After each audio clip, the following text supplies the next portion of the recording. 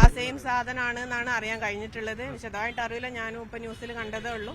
അത് തന്നെ നമ്മൾ ആ ഒരു എക്സ്റേയിൽ കണ്ടാലറിയാം അത് എത്രത്തോളം ഉണ്ടെന്നുള്ളത്. ആ ഒരു സ്ത്രീ എത്രത്തോളം അനുഭവിച്ചിട്ടുണ്ടാകുന്നുള്ളത് അനുഭവിച്ച വ്യക്തി എന്നൊക്കെ നമുക്ക് മനസ്സിലാവും. അപ്പൊ അതിന്റെ ഒരു വേദനയും അതിന്റെ ഒരു പ്രയാസവും ഒരു ഇപ്പം അവരത് പുറത്തെടുക്കാതെയാണ് ആ കത്രിക എന്ന് അറിഞ്ഞിട്ടുള്ളത്. നമ്മൾ കത്രിക പുറത്തെടുത്തതിന് ശേഷമാണ് അറിഞ്ഞിട്ടുള്ളത്.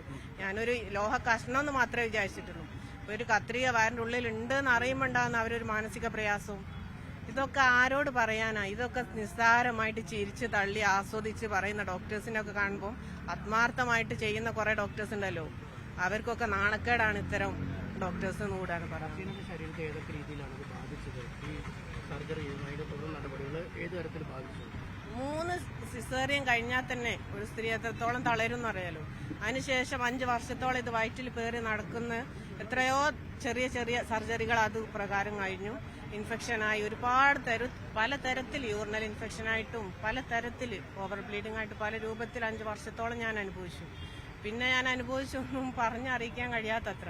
പിന്നെ ഇത് എടുക്കാനുണ്ടായ എടുത്തതിന് ശേഷം 3 ദിവസം ഒന്ന് ശ്വാസം നീട്ടി വലിച്ചാൽ പെടഞ്ഞു പോകുന്ന വേദനയായിട്ടാണ് ഞാൻ ICU വാർഡ് കിടന്നിട്ടുണ്ടായിരുന്നത്. അതിനൊന്നും ഒരു പരിഹാരം നൽകാൻ തയ്യാറാകാന്ന് പറഞ്ഞാൽ ഒരിക്കലും ഒരാൾക്കും തരാൻ കഴിയൂല.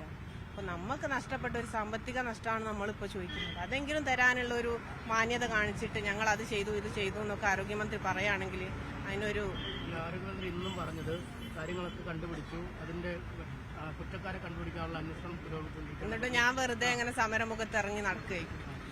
എന്തെങ്കിലും ഒരു രൂപ ഒരു പാരസെറ്റമോൾ വാങ്ങാനുള്ള ഒരു സഹായമെങ്കിലും അവർ ചെയ്തിരുന്നെങ്കിൽ 2 ലക്ഷം രൂപ മൊത്തം നഷ്ടപരിഹാരം എന്നുള്ള രൂപത്തിൽ, അതുകൊണ്ടാണ് നമ്മൾ വാങ്ങിക്കാതിരുന്നത്. നമ്മളെല്ലാ കഷ്ടങ്ങളും പ്രയാസങ്ങൾക്കും പരിഹാരം, നമ്മൾ അനുഭവിച്ച പ്രയാസത്തിനൊക്കെ പരിഹാരം 2 ലക്ഷം രൂപ ഒരിക്കലും പര്യാപ്തമല്ല.